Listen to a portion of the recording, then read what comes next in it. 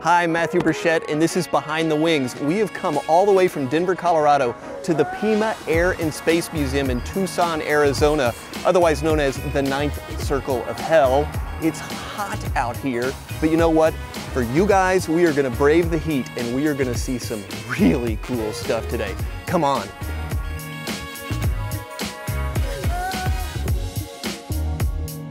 So we've trekked through the 9th level of hell. It's about 190 degrees out here in Arizona. And I'm with James Stem, who is the Director of Collections here at Pima.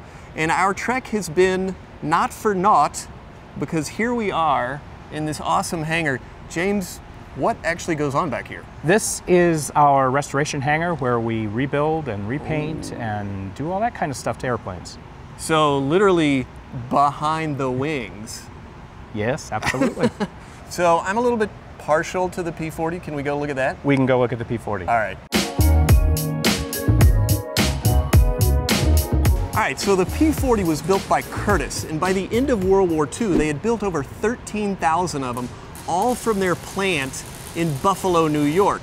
Now, a lot of you guys are probably thinking, that plane looks pretty familiar. Well, duh, we're talking AVG, American Volunteer Group, or the Flying Tigers. And you probably remember the big giant shark mouth. Well, what you may not know, it was the third most produced aircraft by the Allies, right behind the P-51 and the P-47. How cool is that? Now, one thing I don't know is, what model is this? This is a P-40E, which was the first really combat-capable version that the U.S. had at the first 2 years of the war. We went from 4 50 caliber guns to 6, and we moved 2 of the guns out of the nose into the wings. Awesome. I noticed it's got some pretty cool nose art on it. Absolutely. Was this the actual plane that carried that, or did you guys just decide, let's see what we can find out that has? Since this one is made up of parts of many aircraft, we went looking in the history of that fighter group to find something interesting to represent. And we found a pilot who was born and raised in Arizona, lived here his entire life. He was the quarterback for the University of Arizona in college. No kidding. And then he went into the Air Force just before World War II, went to the Pacific, flew there for several years, and then actually ended the war flying Mustangs in Europe. Oh, wow. So this thing looks gorgeous on the outside. Is the cockpit just as gorgeous? The cockpit is pretty much complete. Can we Yes, we can go see the cockpit. Yes! I love this show! Let's go check it out. All right, you can stop playing. Sorry. How can you not? All right, so obviously I'm in the cockpit of the P-40, and it is like amazingly complete.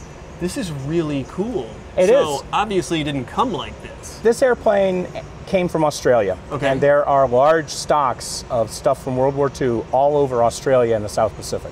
I know where I'm going. No kidding. So it's literally they just kind of start searching and find a crate here and find go out in the jungle or recover from old airfields, or a lot of people just save the stuff. So now, is this an American one? No, this one was actually built for the British, which is why it's painted in British camouflage colors. Yeah. It was bought and paid for by the British and shipped to Australia for them to use. But once it got there, the Americans were so short of airplanes that they repossessed a whole bunch of P-40s to assign them to the American 49th Fighter Group. You know what? That makes sense, because I don't know if you can see it, but this is actually called a Sutton harness, and it's the British seat belt. The Americans didn't use this thing, and I was kind of wondering why that was in here, but now it makes perfect sense. Yep, that's why.